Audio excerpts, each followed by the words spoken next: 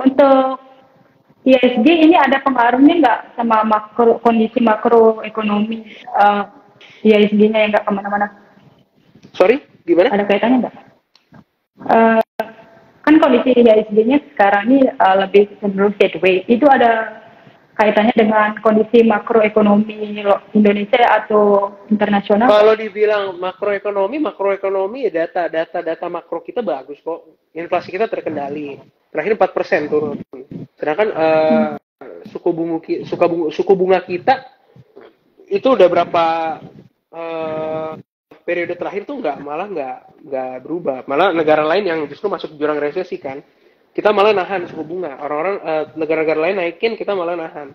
Jadi sebenarnya nggak ada masalah kok sama fundamental negara kita. Gitu. Cuma kan kalau dibilang saham kan sebuah instrumen ya. Jadi digerakkan sama uang gitu loh. Ya bisa jadi uangnya nggak lagi ke sini, belum begitu. Oke.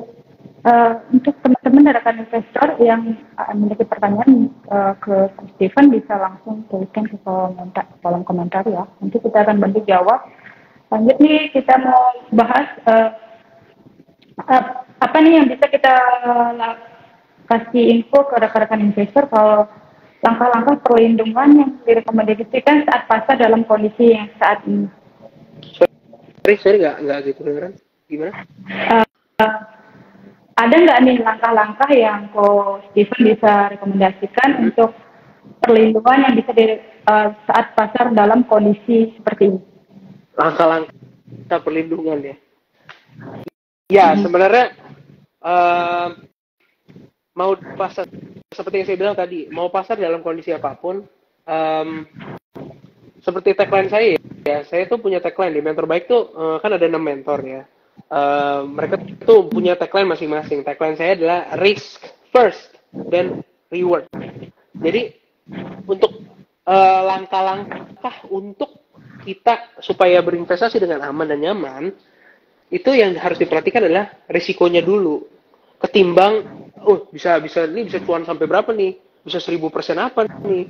Atau bisa 2000%, bisa 100%, atau insider apalah gitu ya. Justru yang harus diperhatikan adalah downside risk-nya dulu. Gitu. Caranya gimana? Ya itu tadi, pahami bisnisnya, valuasi, baru laporan keuangan. Ya. Itu lengkap. Pak Riki ngapain? Nanya-nanya Pak Riki. Nah itu mentor juga tuh, salah satu mentor. Mungkin kita langsung bacain komentarnya. Jadi sektor apa nih Coach Steven yang bakal bersinar di tahun 2023? Oke, ya pertanyaan itu dari Pak Riki mungkin untuk mewakili buat teman-teman deh ya.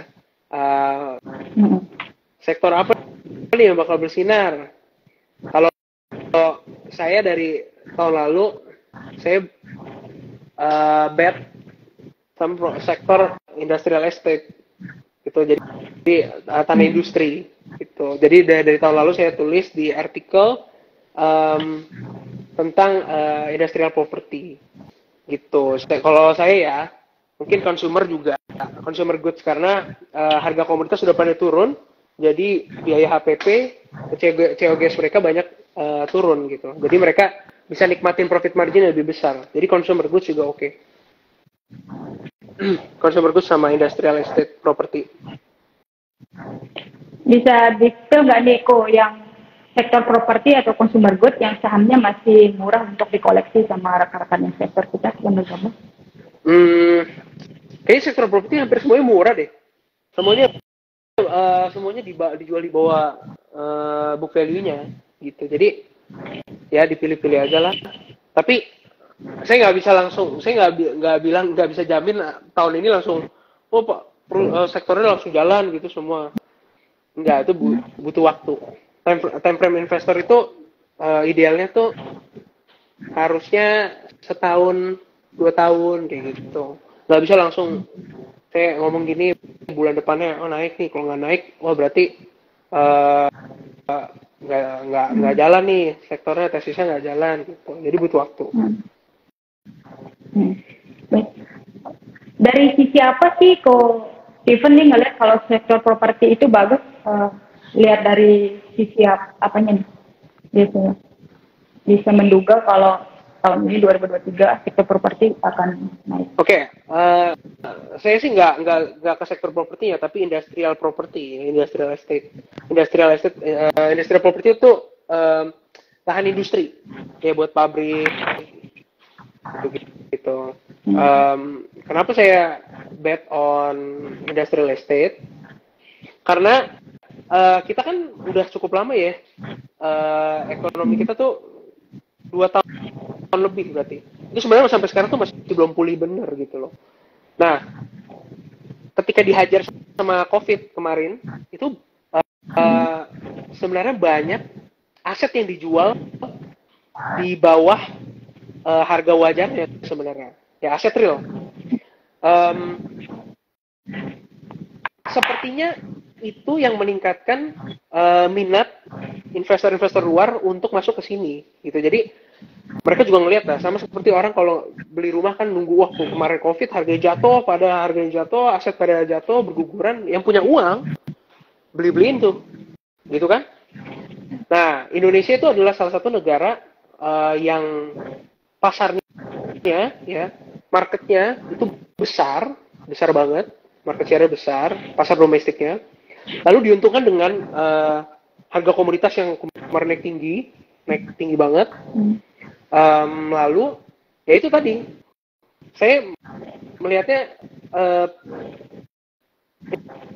investor-investor asing ini justru melihat Indonesia tuh, wih seksi nih negara, gitu ya. Kemarin kan kita bisa lihat ya dari foreign direct investment (FDI), dana asing yang masuk ke sini tuh banyak banget ya, berapa ratus triliun gitu, ratus triliun ya.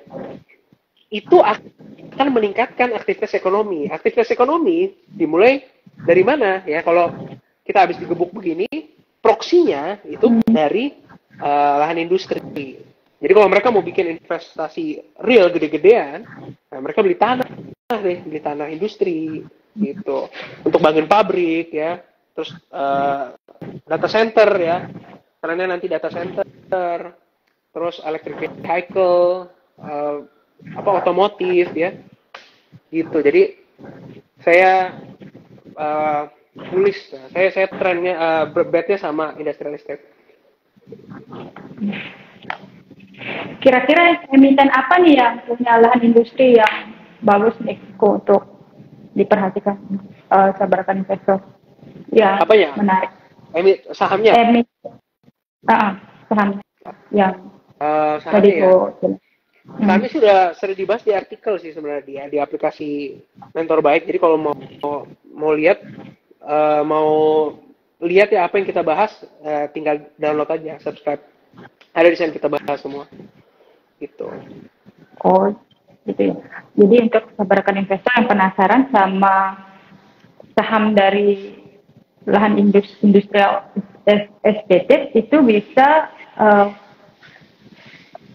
tadi apa ya? Download ya aku? Iya, download aplikasinya, betul. Download aplikasinya aja, atau di website bisa akses www.mentorbaik.com. Gitu, kita bahas di sana. Itu berbayar gak aku aplikasinya? Berbayar. Kalau yang gratis ya di Instagram aja, sama di YouTube.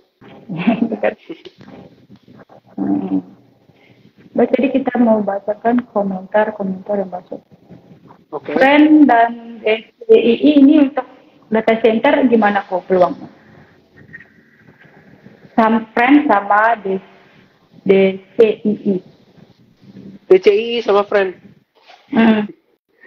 DCII sama Friend ya. Nggak ngikutin sih kalau DCII sama Friend ya. Cuma kalau data center ini memang trennya bagus ya di Indonesia. Sepertinya sih semua yang bersinggungan sama itu kena, gitu aja.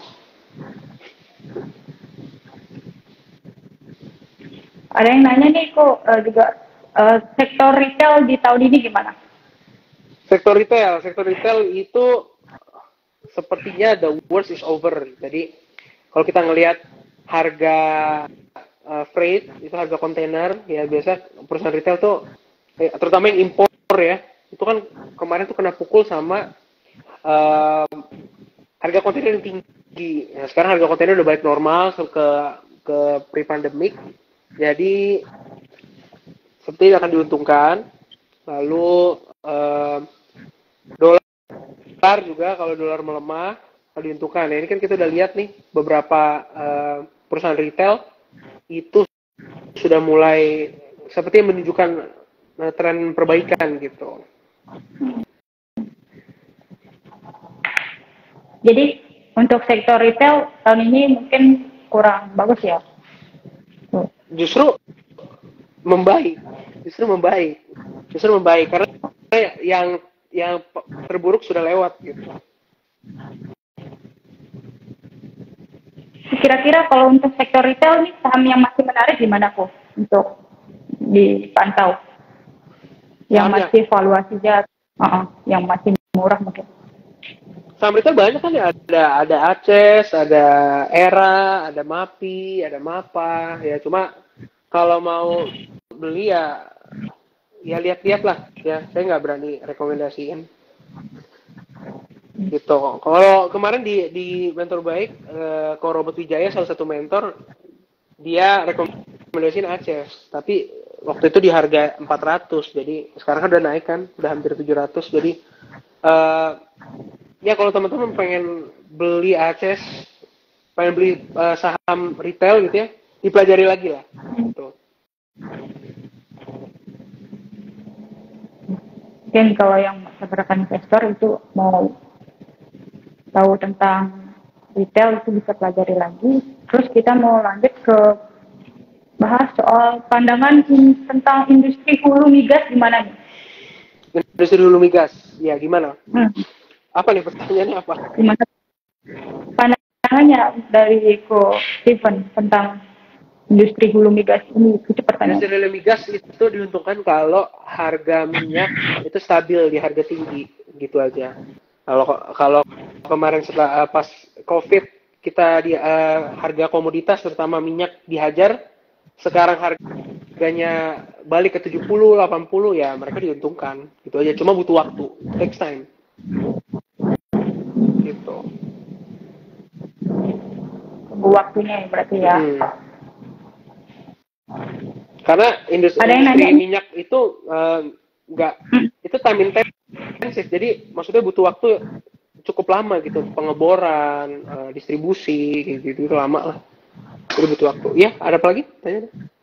Ada pertanyaan dari ke Era, ini saham deal prospeknya gimana? Ini mungkin salah satu saham properti kayaknya ya. DILD. DILD ya. Iya. DILD prospeknya ya. DILD utangnya banyak. Ya kemarin kita sempat bahas sih DILD, dibahas sama mentor lain, Ko Thomas ya, investorsaham.id, bahas ya DILD utangnya banyak. Salah satu cara paling gampang untuk dia melunasi utang ya dia harus jual aset, gitu aja. Jadi kalau ngelihat dia jual aset, ya kemungkinan besar cukup membantu lah.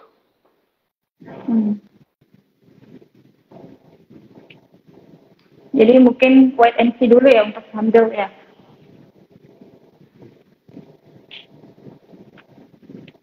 Lanjut ke pertanyaan selanjutnya, gimana sih cara positif menentuin untuk masuk atau keluar di pasar saham? Caranya ya, kalau saya masuk tadi kan saya udah bilang, udah jelasin, kalau masuk ya saya beli sahamnya berdasarkan itu tadi ya, bisnis, valuasi, laporan keuangan gitu.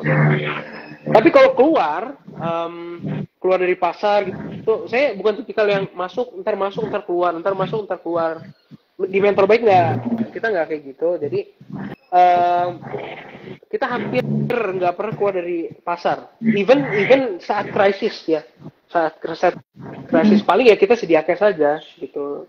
Nanti jadi kalau ada peluang menarik ya kita beli, tapi kalau nggak ada peluang menarik ya saya nggak beli, gitu aja.